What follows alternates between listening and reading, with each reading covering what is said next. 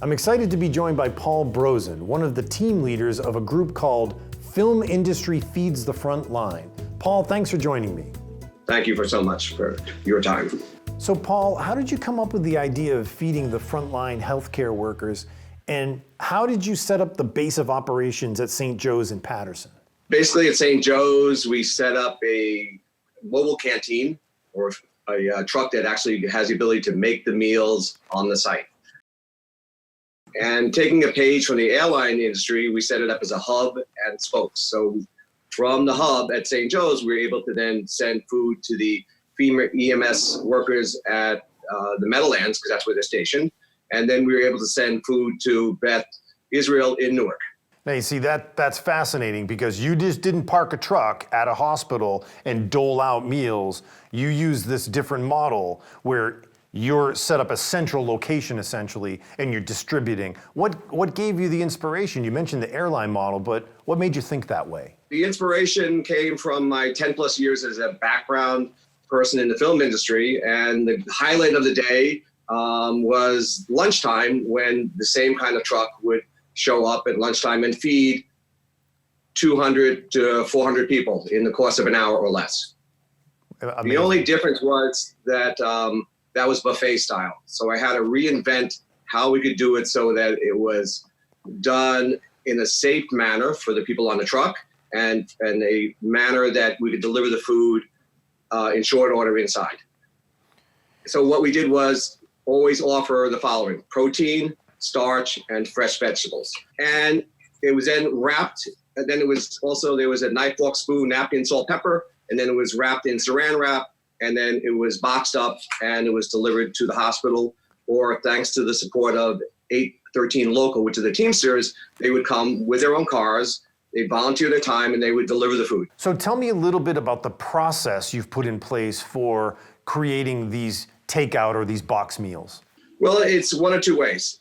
When we were in Paterson and we had the truck there, my job was to go to Restaurant Depot, which is in South Hackensack, with my list from the chef saying we need 8 cases of meatballs, 1 ounce size. We need 3 cases of sauce. We need all the other ingredients, or whatever vegetables we have to be making that day, and whatever other supplies that are needed on the truck for cleaning, for cooking. We need pans, you name it. So up and down the aisles of Restaurant Depot I go, pushing my boat, getting what has been requested. But what I tried to do was load up 2 days worth of food at one shot. So in case I was ever delayed, there was no issue from me. So they would get started cooking at about 8 o'clock, and the 813 Teamster will show up about 11 o'clock for the first 100 meals that we were sending off to the Meadowlands. The next volunteer shows up at about 11:30, 12 o'clock for 200 meals, and we'd be pretty much ready. And then by about 12:30, we're ready to push the meals or deliver the meals inside to St. Joseph's Hospital. The next thing they have to do is clean the truck. Sure. And every day the truck has to be cleaned end to end. It has to be degreased. They really spend probably about a half an hour cleaning the truck. The chef then says, okay, what are we doing for tomorrow? You know, and whatever the menu is, then it's written down, and yours truly starts the process again, back to Restaurant Depot. Well, it's really amazing how you've brought a lot of resources together with good ideas, and you're really making an impact, doing a lot of great work.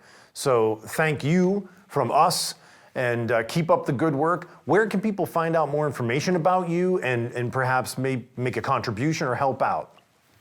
So they can go to GoFundMe, and then they can type in Film Industry Helps Feed the Front Line. We've collected to date about $112,000. When I first came up with this idea, I had no concept of how much money or how many meals we would be able to do. There was just, let's do it. Here's the final number. So I mentioned we did 19,815 meals in 23 facilities. Our average cost per meal is about $5.33 is what it costs us to put out a meal. That's including all the packaging that's needed, the labor, and the food. Very happy with that amount. Well, certainly people can take a very easy step to go to your GoFundMe page, make a contribution, and keep this effort moving because you're making a huge impact, Paul. Thank you so much. To watch more Tap Into TV videos, subscribe to our YouTube channel at Tap Into TV.